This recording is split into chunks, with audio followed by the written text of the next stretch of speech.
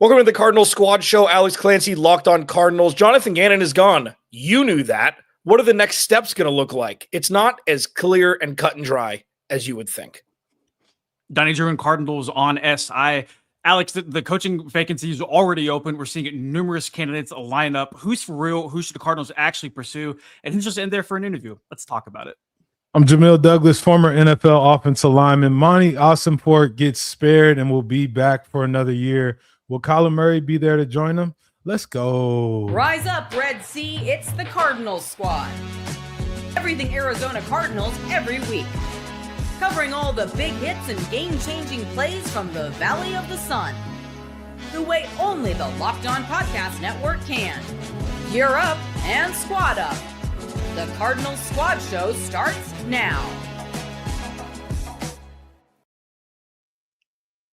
Wednesday night, our first off-season, first post-Jonathan Gannon, first so many other damn things that we have no idea what's going to happen yet. Alex Clancy, Locked On Cardinals. Donnie Druin, Sports Illustrated writer for the Arizona Cardinals. Jamil Douglas, former and current Super Bowl ring holder over there after as many years in the NFL. Thank you for making Cardinal Squad Show your first listen, free wherever you get your podcast and on YouTube. Now part of the #1 sports podcast platform, period.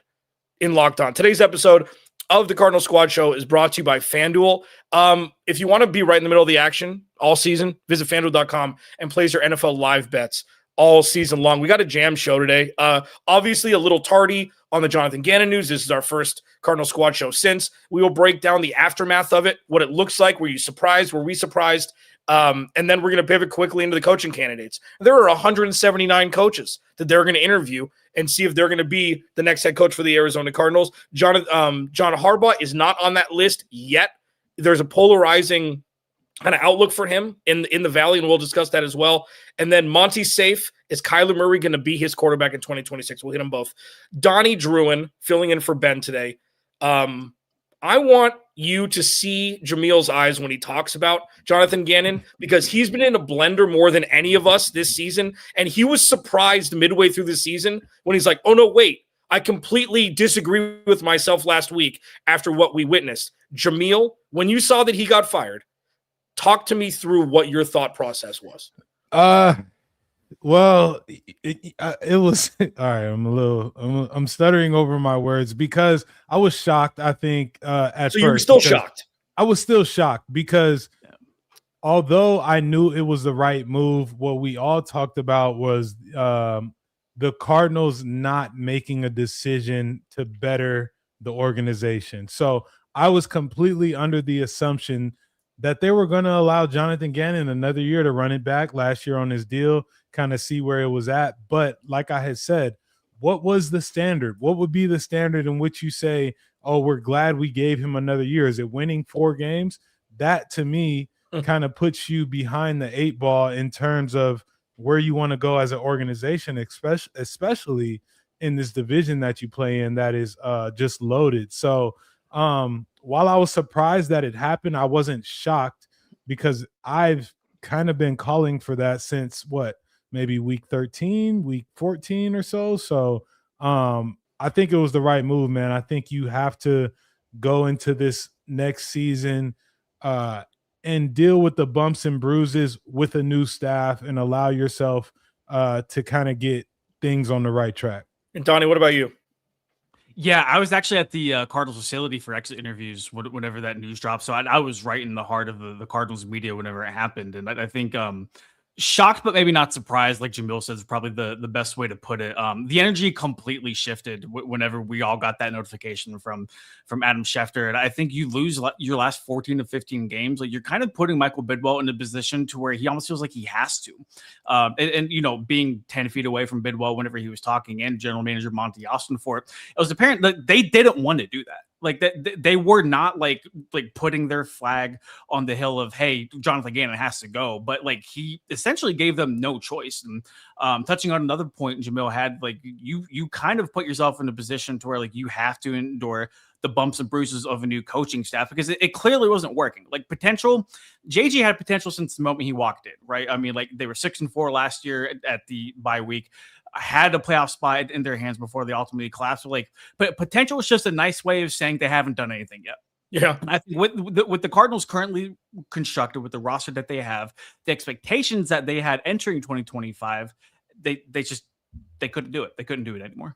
Yeah. I mean, it's like I said on our show post game last week before we knew he was going to get fired. It's like the opposite of Slumdog Millionaire when everything went wrong, where it's like every little bounce that could have gone wrong this year did, and he was the guy holding the pieces. And you know what? It's interesting with the outpouring of, Kyler Murray had a post and all these other players had posts. Like he's beloved in this organization. Like this isn't like there's no malcontent whatsoever between the two, which normally means things are working, which is the weirdest. It's just all the things that are missing are what people are conveying when they talk about him, when being a head coach in the NFL and keeping your job. So yeah, my big thing was, if you're going to blame the injuries, it strengthened the fact of bringing him back down the stretch. If you're not, it weakened it, and that's why he was gone.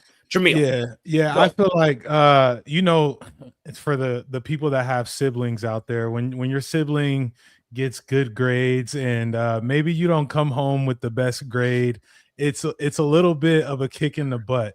The division that they play in, all these teams, every team won 12 games. And so you have to imagine, and they're all up for, playoff contention, possibly the Super Bowl. You have to think that plays into it as well. When you're looking at your division and you're saying, I'm tired of coming in last. We put up the most losses since I think the history of the team. And so you have to, I would have to think that Michael Bidwell, a guy that we known to not make certain decisions like this, is looking at the siblings in the division and saying enough is enough. And I can't vouch for him now, given what this season was. But listen, Donnie, before you talk, like the thing that I struggled with this, and I want your thoughts on, is like, nobody's Kyle Shanahan and Sean McVay. So it's like, is it fair? Well, you look at the record. Yes, he should have been fired for everything numbers wise. Everything. Every singular thing he should have been fired for. Is it difficult to compare that to what is already the probably or close to the highest bar, maybe the AFC West with Reed and Jim Harbaugh now? Like, is it fair to compare that directly as a reason why he got fired, though? It's tough sledding for sure, but like they play other games outside of the NFC West too. Yeah. They still didn't handle business in those matchups as well. So, I think it's going to be a tough sell, and I'm sure we'll talk about this later. Like getting a guy to come to the NFC West to compete with, McDonald, Shanahan, McVay. But the fact of the matter is that like Jonathan Gannon, like start to finish division or out of the division, he wasn't able to get the best out of his players from week 1 to week 17 or 18, whatever it is now. But like you talk about wanting to play your best football and kind of rising up as you get towards the end of the year. Like December football has that like prestigious, like, hey, like we really are trying to get on at the right time. The Cardinals for the last 2 years have done the exact opposite. And Jamel brought up the whole sibling thing, looking around the NFC West, but Michael Bidwell brought up that there's teams that were worse in their division 1 or 2 years ago that made a new coaching hire, and they're turned around. They're playing this playoff weekend, and he's looking at Jonathan Gannon saying, hey, why can't you do this? Like, we invested all of these resources into the team this offseason. We gave you the ingredients. Now it's your time to cook, and you burned the kitchen down. Yeah, which is something Jamil does. Not a very good cook. I don't know if you knew that about Jamil. Not fantastic in the kitchen. Not sweet potato pies, not anything else. You don't get this big by not being a good cook. Come on now. Listen, that's weightist or something. I didn't even say it. So listen, but Jamil, so I want to talk about player and then media member with this question. So you've been around. You were with Miami when Joe Philbin got fired midseason, right? That was the Hard Knock season, right? That was Chad Ochocinco in the offseason? No, I'm not that old. Jeez. God, it wasn't? please. I thought that was 2015. Okay, it doesn't matter. But you were there when Dan Campbell took over, correct? Or were you not? Yes, I was there when Dan Campbell got the interim head job. Yeah, 2015. Okay, got it. So that wasn't the same year. It doesn't matter. So anyways, that's what I get. That's my karma for the bet. He's a great chef, just letting you know. So when you have a guy like that, bravado, rah, screaming PE coach, but in the best way, like, and also like carrying this power on the sideline that people just gravitate towards. He's doing it in Detroit too. Jonathan Gannon isn't that. He's quiet, he's reserved, he's respected in a different way. Do you think moving forward, as we pivot into this next regime, there needs to be more of that? Or is this a complete in a vacuum separation where one shouldn't beget the other? No, I don't think that you have to pivot to a guy that is, a yeller or a screamer. I think good coaches, come in all different shapes and sizes in terms of how they operate on the sideline. Play for Mike Vrabel. We know Mike Vrabel is as locker room esque as it gets, right? But also on the sideline, you rarely see him lose his cool in terms of like, yelling. He has a conversation with players and things like that. And so I don't think they need to pivot into, someone who's complete opposite temperament. But what I will say is the best teams hire head coaches that are culture drivers and builders. And you can call me a liar on that, but the reality of it is a lot of the teams that are in the playoffs have a culture driven head coach. And so I think that you have to nail it from that standpoint. And, we'll talk about this probably a little later. I think if you go a defensive guy, you're saying that, you value the toughness and the physicality of your defense and, all the money you've invested into it, but you got to get a guy that can be a head coach, not just a defensive coordinator. So, man, I don't think they need to shift to that, but you got to get someone that can build culture and they're about that. Yeah, but the pushback, and I'm glad you asked that because this is kind of what I want to ask Donnie. Is like, you've been sitting front row. You seem like a front row guy. You've been sitting front row for 3 years now with Jonathan Gannon. Did the culture shift feel real when he jumped in the building and where it is now, even though they weren't winning? Like, what? So that's the thing that I struggle with, Jamil, where it's like, it's happened and they just didn't win with this guy. So, like, Donnie, talk to me about, with him gone now, do you think that culture will stay, or do you think they need a reinforcement to shift it just in the positive direction that it's continuing to go already? No, I think that's possible for something to stay and stick around like that. Obviously, and you guys are going to come in and still hit his tone, his attitude, his schedule, his practice habits, whatever it might be. But I think like a big part of like Monty and JG's thing over the last 3 years was getting quote unquote the right guys in the locker room. Like a lot of like high character guys, both on the football field and off of it. I think there is some value to that line of thinking, to where like it doesn't matter who you bring in next, like that can still carry over. I remember being there the day Cliff Kingsbury got fired, and whenever Jonathan Gannon first arrived, like it was different. I know JG got a lot of heat for the really like weird like videos of his like opening press conference and like the first training camp practice and stuff like that, but like you could feel it, like you could legitimately feel there's a difference. And I'm sure everybody has your opinion on this, but like I don't think the Cardinals gave up on him, at least in terms of the locker room. I still think they were playing hard. I just think they were just outmatched. There were people in the organization that I think after having some time to really think about this, I think Jonathan Gannon was a really solid guy, like a bridge guy, almost like a bridge quarterback. Like he was good to kind of like get the trash out, reset the vibes, get the culture back up, but he wasn't producing. And now you just need a guy who can take the Cardinals to the next level and actually produce on the football field and go get wins. That's right. I mean, and you kind of already alluded to this. Like for me, unfortunately, 30 years from now, when you say, hey, our grandkids or whatever are going to be like, hey, let's run down back-to-back the head coaches for the Arizona Cardinals, Jonathan Gannon's going to be the one that people are going to have tough time reminded of, because nothing really happened on paper. It was it was like, well, Steve Wilkes got fired after a year. Cliff was, wearing no socks, and Scott Stowe, whatever. And then whoever's next, it's like, it was BA. It's kind of a forgettable tenure in between the lines, even though the culture was shifted in the process. I mean, is that fair to say, Jamil? You've been on good, bad, and right in the middle. Like, would forgetful down the road kind of be a polite way to say what happened over the last 3 years? Yeah, I think so. And I like the way that Donnie kind of proposed it, is he's the bridge, to getting the next guy. Unfortunately, it didn't work out on the field, but I do think that they have the right type of players in the locker room. And we've all said every week, it looks like the guys are playing hard. Like they're just outmatched in terms of situational football and those explosive plays and things like that. So I think that's a good way to look at it. Is he unfortunately has to be that bridge coach that, built the bridge to the next coach to come in and kind of, take the next step. Who's that next coach going to be? There's a big list of interviews and requests lined up. Donnie tweeted it out. We're going to pull it up. We're going to break them down, and then we're going to give John Harbaugh his 3 or 4 minutes on its own. Alex Clancy, Donnie Druin, Jamil Douglas, Cardinal Squad Show. We'll be right back.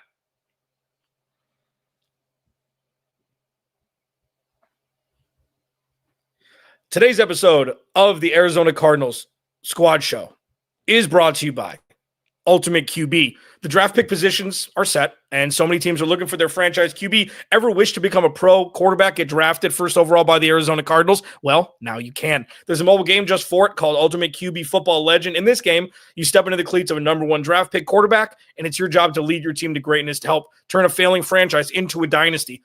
How it, mimics reality that we're talking about here. This is the number 1 quarterback career mode game on the mobile app stores, and it introduces the most realistic environment with full career controls. You sign contracts, train and upgrade yourself, build chemistry and involve your teammates, give input to your GM on roster moves like Kyler Murray tried to do but was denied, play the actual game in 2D, and rise through the ranks to become a pro football legend. Ultimate QB is totally free to play, has no ads, and works 100% offline.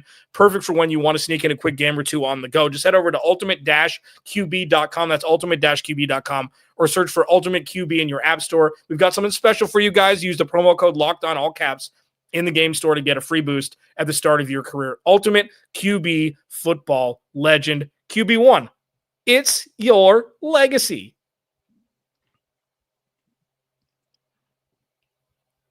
Hey, it's all 3 of us again. So here's the thing. This is going to be super fun and super scary as I talk like a 9-year-old. We have no idea what the hell is going to happen. I got some flack from my Monday show after the firing. It's like, no, I wasn't prepared for this. Like you are, but then it's like, oh my God, you're in a new relationship already. You're already dating. It's not like, oh, I'm going to take a year for me and go do yoga and stuff. Like you're immediately in the next relationship or searching for it. Donnie, you put together this list and, first off, are we surprised that there are already 7 names on this list? Or is this something where it's like you build a whole thing out and then you just self-edit? Before I even pull this up, like, are you surprised they're engaged with so many names already? It's all happening really fast, man. I didn't expect JJ to get fired on Monday and then Tuesday have like 6 or 7 names like already like on the list. But like props to that, they said they were going to have like a very expansive wide net search kind of deal. But they're staying true to their word. Like they got offensive guys, they got defensive guys. Like I think they're really going to try to take their time and search for this. And I'm curious to see like who else they want to request to interview that they like physically can't right now, just for like playoff implications and stuff. Yeah, you tweeted out, you quote tweeted, I can't remember who it was. Oh, Peter Schrager, with the why the Cardinals can't talk, why nobody can talk to Mike LaFleur yet when you can actually, request an interview for Robert Saleh and a couple other guys who are already in the playoffs. So, TBD on that. We'll see. That the list is going to be expansive. Jamil, are you surprised that this is happening so fast and they're not taking a beat? Yeah, I mean, I guess I would say I'm surprised. To be honest, like, I think we could all name a few of the coaches that were going to be fired.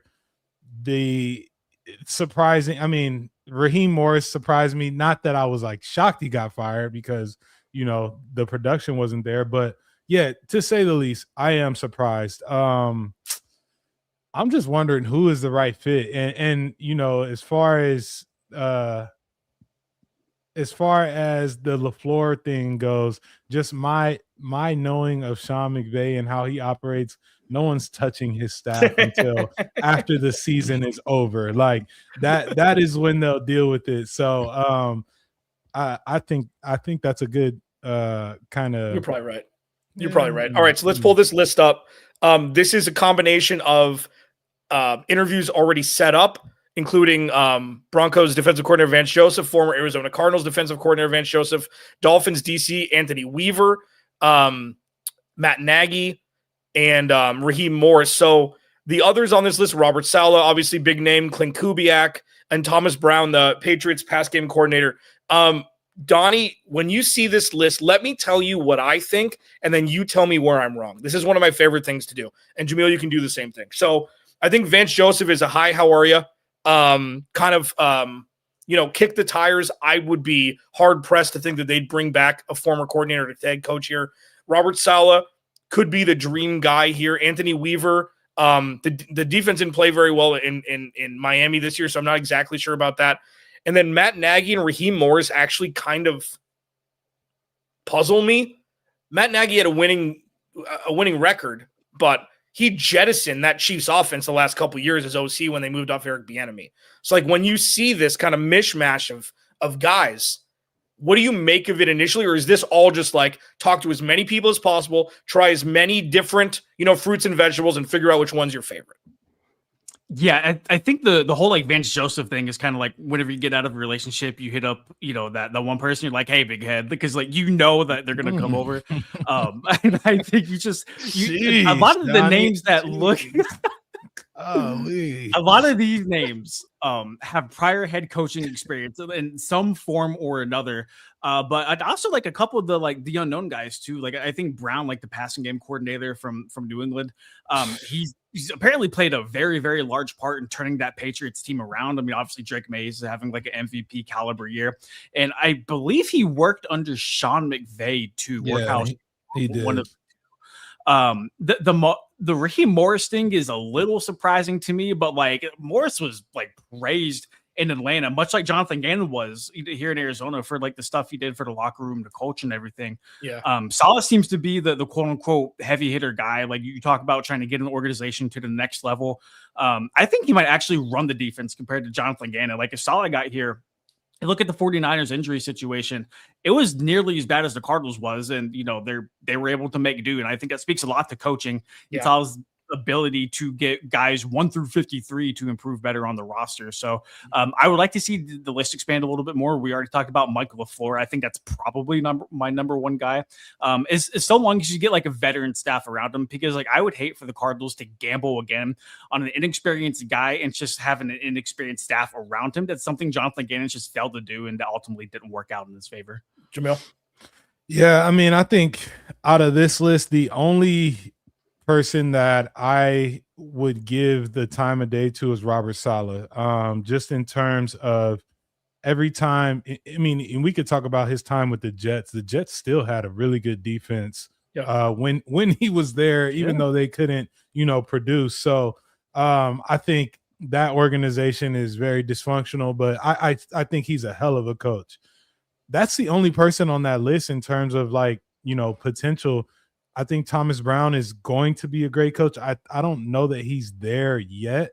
Very well respected around the league. I've always heard good things about him, but I don't know that he's there yet. I think. Oh, good. Sorry, go. I think a couple names I would like to see.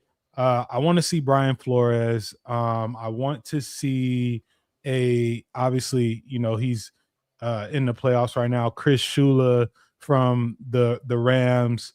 And I want to see like a Joe Brady or someone like an offensive minded coach. I want to see that as well added to the list. I think that gives you, you already went with the defensive minded head coach. Now those guys that I mentioned earlier are still defensive minded, but they have experience in terms of being head coaches.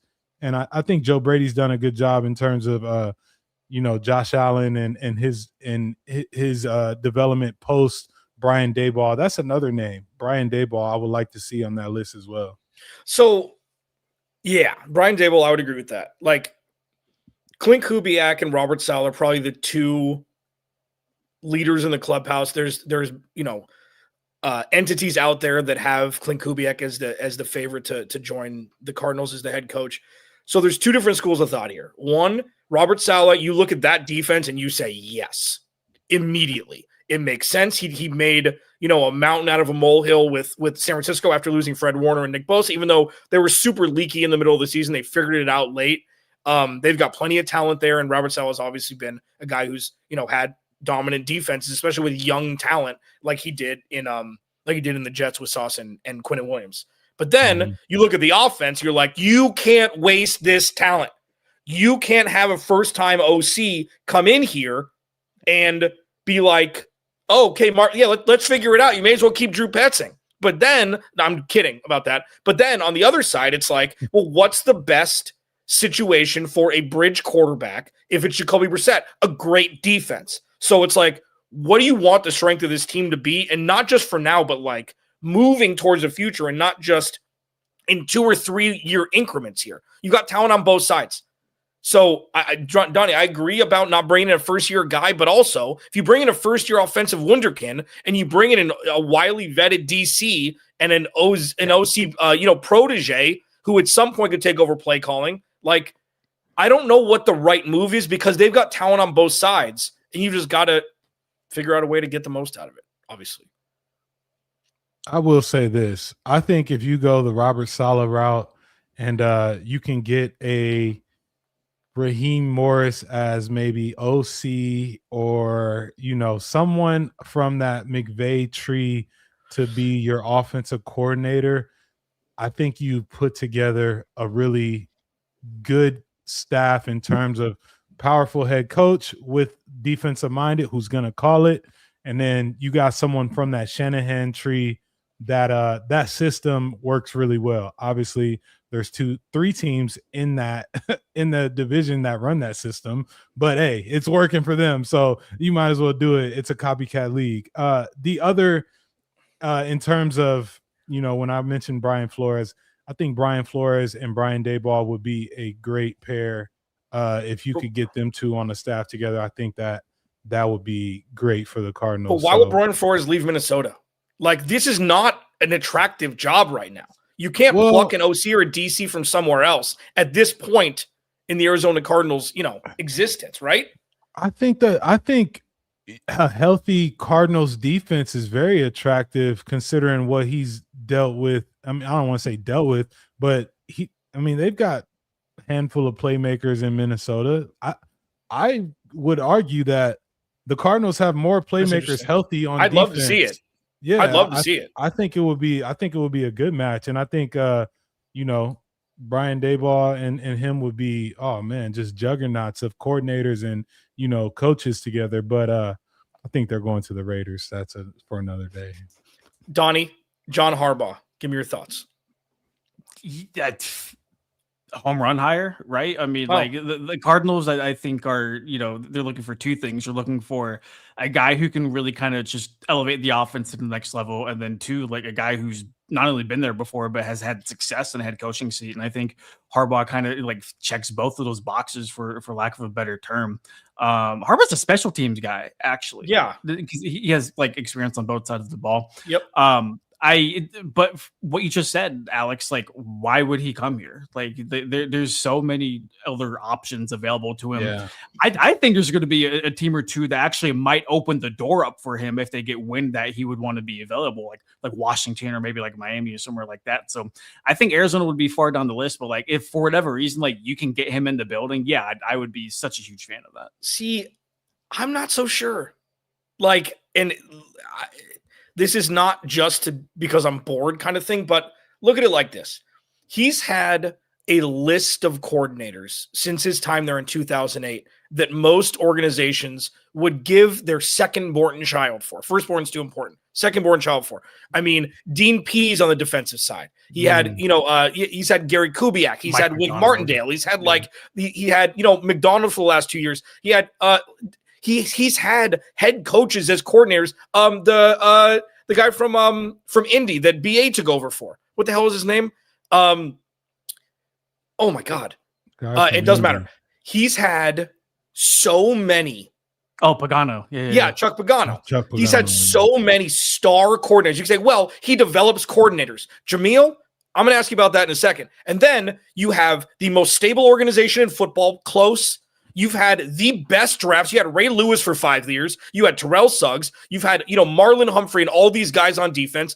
Everything was a perfect setup for somebody to walk in there and do it. Now, I'm not saying that's not taken away from him at all. Situational play calling, they can't win in the playoffs. 13-11, that's great. They won a Super Bowl in 2012. He almost got fired. He got an extension just like Joe Flacco. I don't think it's as pretty as it's like, oh, it's so much better than the Cardinals. You can't compare the two. So for me, it's like, could be a cautionary tale coming into this when none of that's there. And then you see what a real coach is. So Jameel, how much does a head coach really affect the talent level of a coordinator? And that's not a fair question, overarchingly, but by and large, can coordinators do their job with their quote unquote boss just overseeing it? Like, do the good ones do it themselves? The good ones are able to do it themselves. Yeah. A good head coach, the good head coaches that I've been around have trusted their coordinators to call it and run it. Obviously, there's input, right?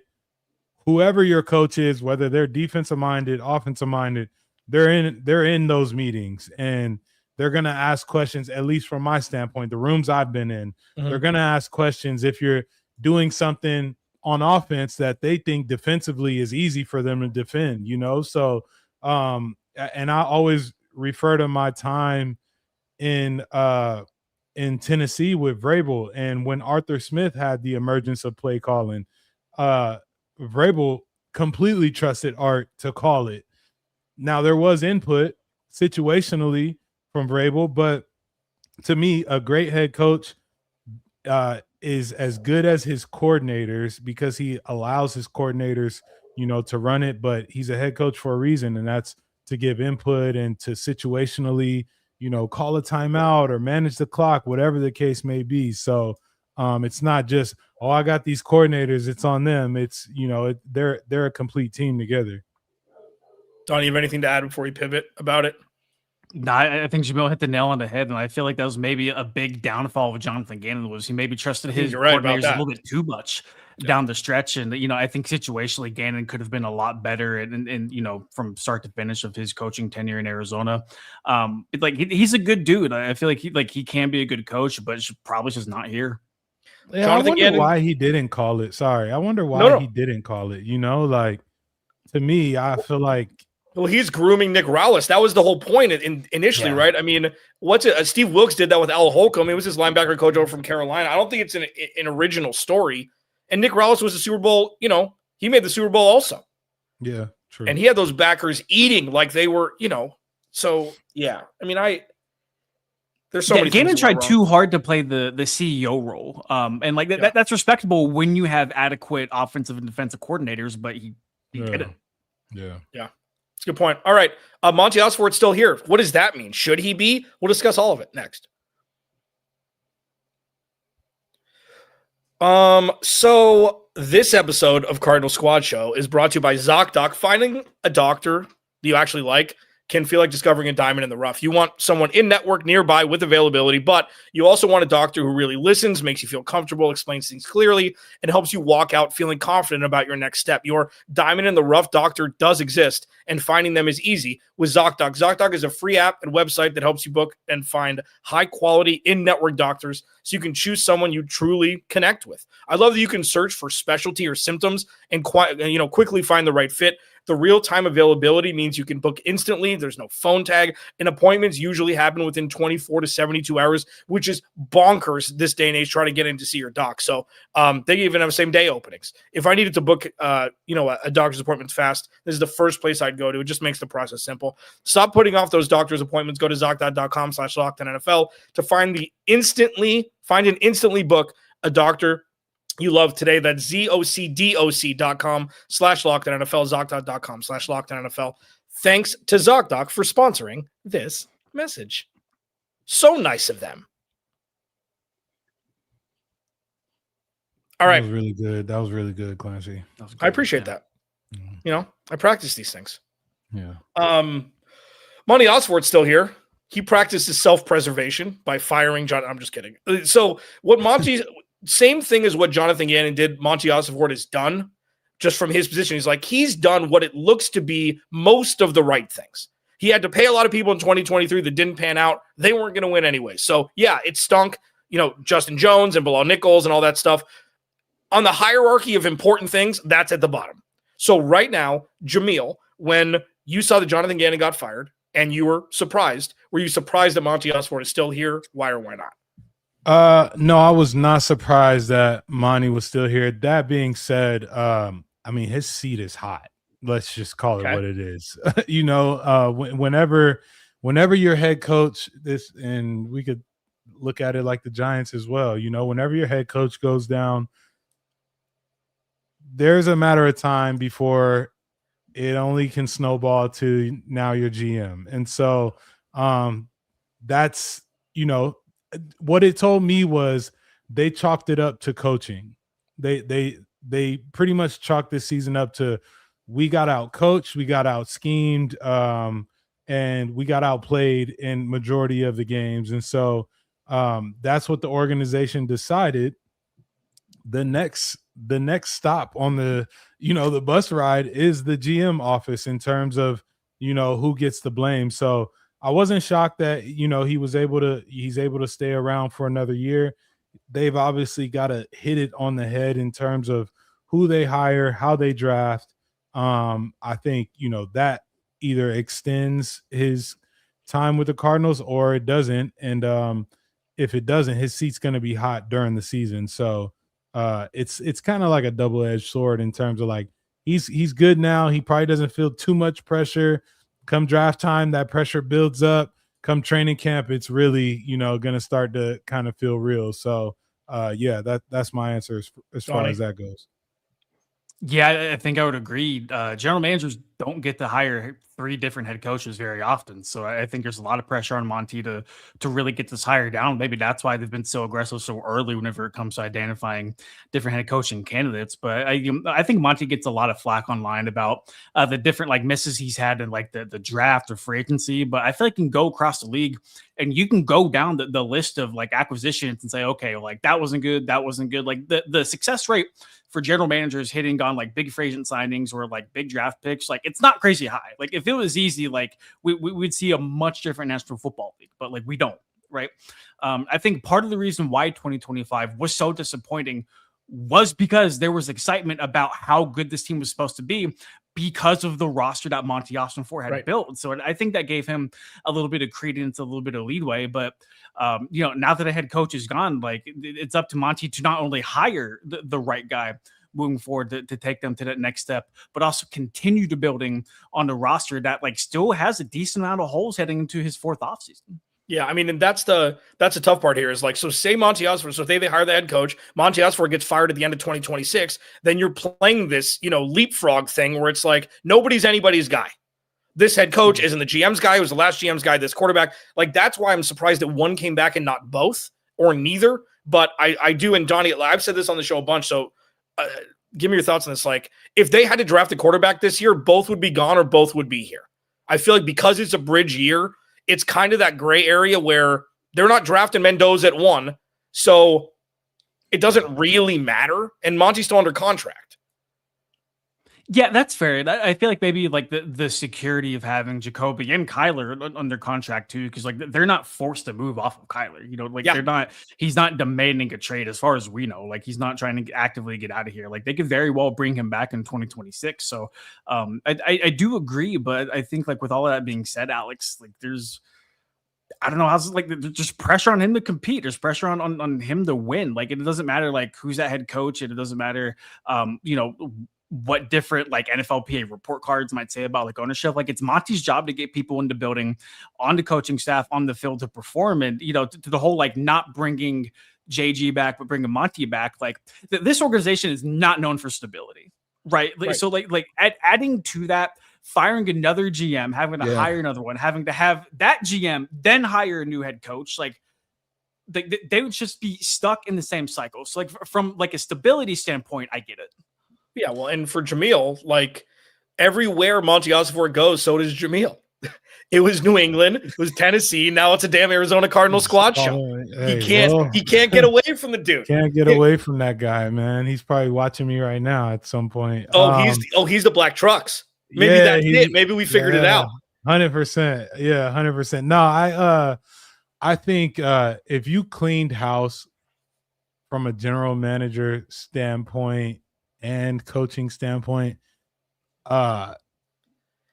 obviously teams do it, right? But it becomes a lot tougher to kind of hit the nail on the head. So he'll get this year. You obviously want to see him draft well. You want to see guys. I mean, it's not his fault guys are getting injured, right? But because a lot of these guys aren't injury prone until they get there, So I do think if we really want to talk logistics, they need to evaluate strength staff and training staff as well, because that's a big part of injuries and with teams. So I don't know that. I feel like this is a tough spot to be in if you're Monty. Like, you've now got to find a head coach, and you've got to be on board with signal callers in terms of offensive, defensive coordinators, building the staff, and you got to kind of get this whole quarterback situation right. So we're going to see how good of a GM are you, how, can you turn over every stone in terms of getting this team competitive and in the right direction? But this is a tough spot to be in as a general manager. Is there a world? I mean, Donnie, you say it's hard for GM to hire 3 head coaches. The last one did. Steve was around a long ass time. So maybe he found his new bromance. Maybe Monty's going to be here for the next decade. We have no idea. Like Monty Ossenfort, like Jamil and Monty have had, like, they're kind of like passing cars in the night. Like, you're in areas with him, but you weren't actually because he was up and coming in New England when you were there. He quote unquote didn't know what he did in Tennessee, but he knew it was important when he was there. Hey, he was there. He was there in every meeting. I mean, listen, he's a smart dude. Like, this guy's not an idiot. 100%. Like, he's seen it. He knows what it looks like. Obviously, the time in New England and then in Tennessee, I don't know what his role was, but we were good as well. And so he's seen what it takes to be at that level. And so he's just got to go be really aggressive in terms of making it happen. Yeah. And I mean, and we'll pivot after that, because I do want to take a sizable time to talk about this Kyler Murray thing in the tail end. But like, John Mulaney, stand-up comedian, has a really funny line where he says something to the effect of, when you trust somebody, it's like when you leave your kid with your parents. It's like, you don't have to worry. Instead of leaving your kid with, whatever, just a complete stranger. Like, I still feel like I'm leaving my kid with my parents with Monty Ossenfort here. And I know that the outcome hasn't been great. I trust his drafts exponentially more than many. The Marv thing, everybody that's yelling about Marv now was the one who were yelling to draft Marv at 4. So let's not have this revisionist history, okay? He took, statistically, and by most people that I trust, the highest graded college football player ever, any position, since they joined whatever entity they've been in, which has been decades and decades. So everybody saw that, okay? Darius Robinson getting hurt, nobody saw that. Like, he didn't have injury history. Walter Nolan, a little bit, but that. Garrett Williams did. He was a 3rd-round pick. Like, all of these things are out of his control. All he can do is take the best player available. Will Johnson in the 40s? Like, give me a break here, guys. He made wizardry happen pretty much right away. He got an extra 1st-round pick in his first draft, trading back to 12 and up to 6. Like, people are so quick to judge. I'm still in the camp that Monty's the right person. Just need a little luck to go their way. Yeah. So listen, Kyler Murray, is he going to be part of that luck? Jamil rolls his eyes here. We'll discuss that. There are little flickers. There are little whispers here and there from outlets. Josh Weinfuss, ESPN. I think Jeremy Fowler was the most recent one that Kyler Murray could potentially make a return this year. What is that going to look like? And would it potentially be good without Jonathan Gannon and Drew Petzing? We'll discuss that as we wrap up here at Cardinal Squad Show.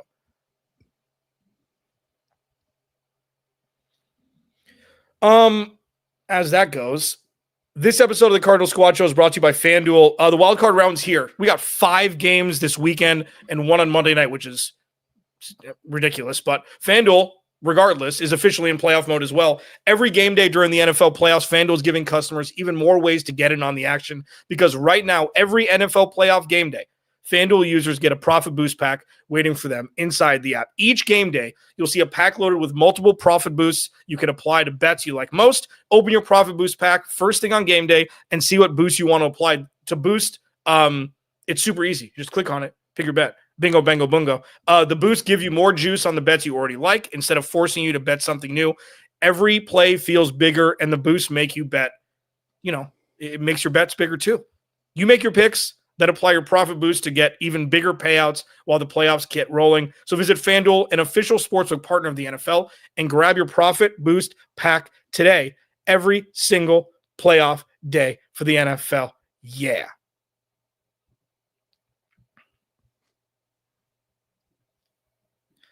Wrapping up here, Cardinal Squad Show. Donnie Druin, chivalrous with chivalry, filling in for Ben Garcia. Jamil's already getting annoyed at me. You got 15 minutes left, dude. We're good. You got a couple days. Let's say this first, and we'll Tarantino it and then go backwards. Percentage chance, and this isn't what you want, it's what you think will happen, predicting. Jamil's favorite thing to do. Percentage chance that Kyler Murray is wearing number 1 for the Arizona Cardinals in week 1 of 2026. Please don't make me go first. Donnie, you go first. I go like 15% chance, I feel like. Okay. Which is higher than what we thought it was 2 months ago. Yeah. Jamil? Wow, that's low. Oh, really? I thought this was like a 50-50 type of thing at this point. It feels like it. Because now, okay. All right. Like I said, Monty's in a tough spot, right? Yeah. Now you gotta decide, okay, right. Okay. It's tough to get a quarterback. Jacoby was great for his role and what was expected of him. That's right. Stepping in and playing the way that he did. But you now got to ask yourself, okay, do I want to now find a head coach, and the head coach obviously builds his staff, but do I want to find an OC, DC, and a quarterback? Or do I want to run it back with Kyler? And I believe that the staff we bring in here will be, a boost to his play. I think that is the biggest question. That's why I believe you need to look at the McVay tree in terms of someone from offense, because I think that they simplify their offenses in terms of the quarterback's reads. A lot of it is timing based. It's not the Drew Petzing, drop back, go through your progression type of thing. I don't think Kyler's that type of quarterback. I know Kyler's not that type of quarterback. Let's just cut that out. So I think if you hire a staff in which, that type of offense is being created, you bring Kyler back. So I put it at a 50% chance, because there's a 50% chance you get somebody that runs that, and there's a 50% chance you don't. Yeah, that's fascinating. That's an interesting way to look at it. That's not even close to how I looked at it. So that's really interesting. You let the head coach and scheme decide if you bring him back or not in some form or fashion. That's fascinating. And again, we're not saying yes, it's the right thing to do, or no, it's not. These are things that go ahead. Because look, we can just be truthful in terms of quarterback play in the league. Like, there's a ton of teams that would take Kyler Murray, and so you can't be negligent in terms of, no, we're just going to move off. It hasn't worked. We're just going to move off of him. Now the question is, obviously, does Kyler want to be a Cardinal? Who knows? We can't really, split hairs on that. But I do think you put yourself at a disadvantage if you move on from him and then you say, I got to nail this hire, and I've got to, either hope Jacoby, plays like a starter or find someone that will, like, get someone that can run an offense that favors a quarterback. And that doesn't have to be a head coach. That can be an offensive coordinator. So that's my thought on it. Yeah. And it's the bleeped up part about it is it's not even to say that he's going to start. Jacoby could beat him in camp. But it's like, it's $13 million difference with the dead cap if you trade him. So it's not like this is exorbitant amount of money, but it could be a Matthew Judon for 2 years, not him specifically, but it could be a situational pass rusher for a couple of years. It's not nothing for me. And this is why I struggled so much throughout the entirety of this 7 years is, more towards his second contract. It was like, find somebody better that's available, that the team would give up for however many first-round picks or whatever. They ain't out there. Either you draft one, you have a bridge guy that's your starting quarterback for a few years, a quote-unquote bridge guy, or you find your dude, and that's it. Or you're Sam Darnold, which is a unicorn. That never happens in the history of football, what's happening with Sam Darnold. Baker Mayfield a little bit, but he hasn't even sniffed the success. It's the craziest thing what Sam Darnold is doing. I think it's like a 20% chance, but wouldn't it? What if it really was supposed to be a mix of Cliff and Petzing and you find the right OC that can just have the balance is set to where he can thrive? I don't know. I don't know. I don't think it exists. And also on top of that, I think we've seen too much. I think Javi said it. Oh no. Half the fan base is done with him. Like, we've seen way too much of what this offense looked like pop-wise when Kyler Murray was not on the field. So that's hard to unsee, especially with all-pro Trey McBride and fantasy football league winner across the board, Michael Wilson. Listen, right? Man, I'm telling you, I think we know it hasn't worked, right? We know it hasn't worked, but that doesn't mean that it can't work. Really? It can work. This is you need to get drug tested, bro. I'm shocked that you're saying this after this year. This is what happens. Listen, this is what happens when season's over for the Cardinals, at least. And I just been thinking about things like this. Yeah. So we watched a Daniel Jones go to Kevin O'Connell last year, be on practice squad and learn. Kevin O'Connell's deemed as a quarterback whisperer. Yeah. What type of tree is he from? He's from the McVay tree. So we watched that happen, right? We watched Baker Mayfield, who you said hasn't had as much success, get coached by a Liam Cohen. Where is Liam from? McVay tree. Mm-hmm. Somebody, and then Sam Darnold as well. Somebody can simplify Kyler has the arm. He can throw the ball.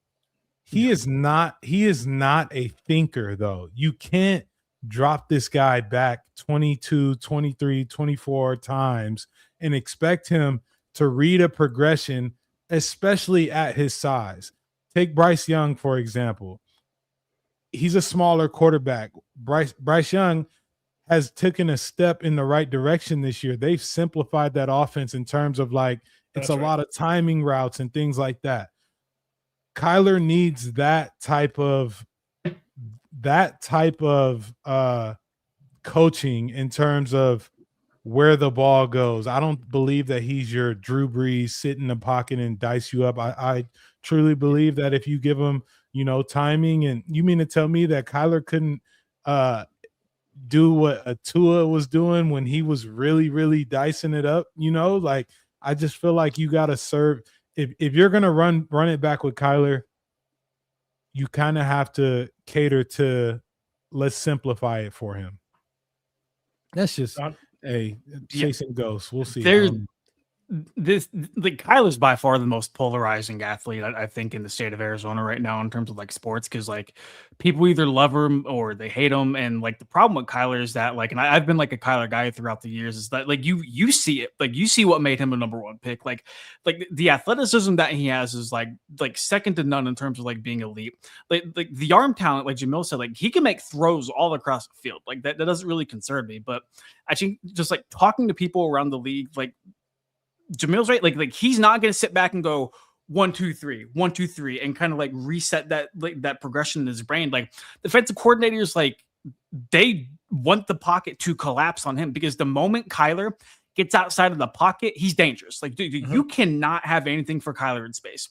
But if you can keep him in the pocket and make him beat you from there, that's why Drew Petzing's offense fell apart in 2024, because defenses found out if you can load the box, you load the line of scrimmage, stop the run, because they run the ball 30 times per game, and you force Kyler to drop back and be a pocket passing quarterback and not allow him to get out of the pocket like more than the 1 or 2 times per quarter that he would. But chances are, like, the Cardinals aren't going to beat you. And that's exactly what we saw at the end of 2024. That's exactly what we saw in 2025 before he got hurt. And then like we saw it whenever Jacoby went in too. Like Jacoby had a nice stretch of games. And then what happened? They got film. They got adjusted. And like, is it a Kyler thing? Is it like an offensive coordinator thing? Like, should Kyler stick around to have his third play caller? Like, there's so many like nuanced conversations you have to have whenever it comes to Kyler Murray's time in the desert, because like the highs are highs, but also like the lows are lows, man. Like the biggest thing with Kyler, I feel like, has been consistency. Like we have not consistently seen him play as a top 10 quarterback, not under Cliff Kingsbury, not under Jonathan Gannon. And so like you really have to ask yourself, okay, well, like if we keep Kyler, is he going to have and say, and like, who's going to be the next head coach? Is he going to have a say in who the next coordinator is going to be? Because if we want Kyler to succeed and thrive here, he probably should, right? But also, you don't want to base these decisions that are hopefully long-term off of a guy who, like, realistically might not be on the roster a year or two down the road. Yeah, 100%. And Clancy, I saw someone put JJ McCarthy isn't doing that with the quarterback guru in Minnesota. I feel like in terms of comparing the two quarterbacks, like JJ McCarthy's still a rookie, spent a lot of time injured in his, first season. This was really his first year playing. Kyler understands football at a different level. He's been in the league 7 years.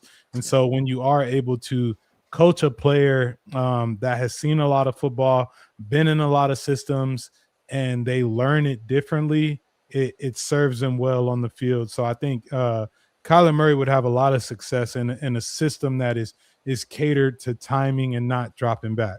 Yeah. And I mean, yeah. And you look at it like there's no pressure now. If he doesn't start, he doesn't start. If he backs up, Jacoby doesn't work, you bring him in. Like he's not the guaranteed starter if he comes back. I don't think there's a world where you could look at it that way. He'll probably beat Jacoby out of camp if he comes back with whatever offense it is. But that doesn't mean that, you don't bench him. And like, I know that a lot of people will say, if you have two quarterbacks, you have none. Not anymore. Not anymore. You need two quarterbacks. Not with this polarizing level of talent that's completely different from the other one, like Jacoby and Kyler. But then you look at it, you're like, listen, Jacoby had no run game. He had no right side of the offensive line, and he was fine. He was not the reason why they lost their games this year. For sure. He was not a top 3 reason why he lost it. Sure, his efficiency numbers were lower. He's throwing the ball 50 times a game, man. Okay, and to my point, Jacoby comes from New England tree. Yeah. He can literally sit back and dissect and know where the ball can go. Every quarterback has not been coached by Bill Belichick or Josh Daniels in terms of, how to do that. So the offense worked for him because he's capable of doing that. So is it safe to say, and I am shocked I'm saying this, is it safe to say that it doesn't matter one way or another if he comes back or not? Well, obviously, you get draft capital if you trade him, but like the numbers are going to be similar with dead cap. It's not like it's $30 extra million if you trade him and you have to eat it. Like there's not going to be massive ramifications if you trade him. Jacoby's shown that he's okay, good enough. Does it matter if Kyler Murray comes back or not? Does it make them better or worse either way? I'll let Donnie go on that one. I think you need to ask yourself, like, what's the play here? Like, we know Jacoby. Right? We know Jacoby's not the long-term answer. Like, Jacoby is like the epitome of a bridge quarterback. If we don't think Kyler's the long-term answer, money's not a problem in Arizona this offseason. Like, they very well could just cut him if they really, really wanted to. We saw the Broncos do it with Russell Wilson. We might see the Dolphins do it this offseason with Tua. If you really feel like that's the best move for the organization, like nothing is stopping the Cardinals from parting ways with Kyler Murray. Mm-hmm. If you do think there's something left in the tank there, if you think he can still be a capable quarterback, yeah, I think there's a difference in trying to cut bait with him as opposed to keeping him around. But like, if you also think Kyler still has something left in the tank with the price tag, like this shouldn't matter, but like it does. Like money absolutely matters in terms of NFL players, like starting, especially whenever you have like a $40 million cap hit like Kyler does, like, yeah, they're going to start him. And if he doesn't pan out in the early games of the season, sure, like you have Jacoby Brissett on the bench, but like with that like premier guy, like your most valuable asset money-wise, he's not going to sit on the bench if he's healthy. Yeah. Yeah, you can't. I mean, does it matter? I think it does, but I don't know what the answer is. Like I think it matters in terms of what you're saying as an organization. But that's about if that even makes sense. You know what I'm saying? Like I think it matters in terms of like you're saying, okay, we believe that we can get it done with Kyler this year, and it was a coaching thing. That's what you're putting that out. could happen. Yeah. It matters in that sense, but like, so yeah, I guess it matters, Clancy. I mean, I don't know. Yeah, and that's fair. Johnny, you have something? Yeah, go. Yeah, it's just really quick. Like I do think there was some part of like in 2023, whenever they were going through the hiring process, I do think a big caveat of taking the job here was like, hey man, like we just inked Kyler to a massive contract. Like you got to make it work with him. Like you have to at least try to make it work with him. Like, what are those conversations going to be like this coaching cycle? Like whenever you are bringing guys in, like that has to be like the top topic of discussion. That's the first question they're going to ask as a coach. What are we doing with Kyler? Right. And so it's just like that'll determine everything, because like if you're sold, like you have the premier candidate in your eyes, the guy you know can get you back to the playoffs, you're probably going to follow whatever direction he wants to go in with Kyle. Like as long as he's in lockstep with Monty Austinfort and everybody else, like it's just it really depends on the next head coach they bring in. I truly believe that. Yeah, and I'm going to go 5 minutes long here because I want to get your guys' thoughts on this too. Like, I still think they could get a first-round pick for Kyler Murray this offseason if they were to trade him, because the market dictates what he's worth and not what, it's supply and demand. If Dante Moore goes back to school, there's one quarterback coming out this year. There's probably 10 teams who could use Kyler Murray's services tomorrow for the sticker price that he has. And if you want to add another year and extend him and restructure and knock down the cap hit for this year, so be it. Do you think there's a world with teams specifically that have multiple first-round picks, a la Cleveland or the Jets, could trade a late first-round pick or a 2027 first-round pick for Kyler Murray? Cleveland would just be sick to trade for another quarterback. So, I think that's but yeah, there's a world where I guess they would do that for sure. I mean, what's one more to their room? I think the Jets for sure. I think the Jets would do it in a heartbeat. I mean, they're loaded in terms of picks. They need a quarterback, and yeah, I think the Jets would do it. Like, so I wouldn't write that off at all. Donnie, I think the Cardinals would ask for a first-round pick. I don't think that necessarily means that they would get one. Like, start high in negotiations and meet in the middle, right? Like that's kind of like how you do it. I think realistically projecting, like, God, I'm going to sound like such like a low ball kind of person here, but like it's probably going to end up being like a third-round pick that can escalate to a second if like certain incentives are met, like 85%, 75% if they get to the playoffs or like stuff like that. Like that wouldn't surprise me at all if they ate some of the salary that goes into trade too. Because I don't know if you guys saw, but there was a report. I think it was Jeremy Fowler. You brought him up earlier. It said like there's people around the league that like don't think he'll get anything at all on the trade market, just because teams know like the Cardinals might cut him. You have the injury history, like not that he's still in his prime, but like he's 29. So like how much are you going to get in terms of, giving other teams a first round pick for him? Like you're probably better off like organizationally in a vacuum trying to use that draft capital to go get your own quarterback that's 22, 23 that you can kind of mold around. Because like for better or worse, like we know what Kyler Murray is. Like we have seen the best and the worst of Kyler Murray. We know what he is as an NFL quarterback. And I think it's up to teams around the league to say, okay, look, if we are just one quarterback away, if we have everything else set and we're a quarterback away, then I feel justifiable in trading a first round pick to go get him. Yeah. But how many teams are actually in that predicament? I mean, the Cardinals. if it were another quarterback, I don't know, man. It's just fascinating, like just hearing about it. It's not something, but it's not nothing because we're still hearing about it. So we had to take a segment today. Thanks for watching Cardinals Squad Show. Donnie, tell people where they can find you, man. Yeah, at Donnie Drew on Twitter, and follow to work at SL.com/NFL/Cardinals. Cool. Jameel, Ben Garcia, and myself will be with you guys on Friday. Until then, thanks for watching. We'll talk to you then.